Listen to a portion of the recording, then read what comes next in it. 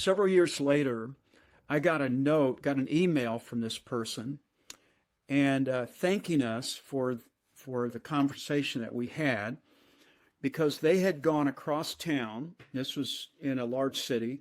They had gone across town and had become extremely successful in leadership in this other church. So they had been in sort of a subservient kind of role at the first church.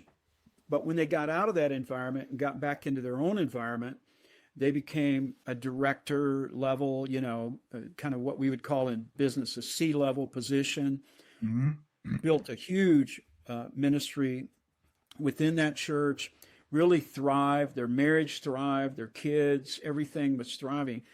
And I always go back to that because I thought the leadership at the first church, they could have just sent this person and said, look, we don't need you anymore. It doesn't fit in. Goodbye. But they didn't take that posture. They said, you know what?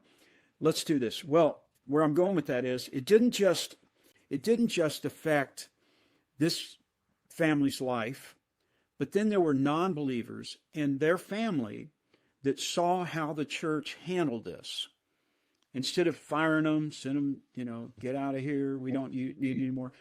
The non-believers in that family were really touched and convinced of the validity of Christianity because of the way a large church handled a situation of someone leaving.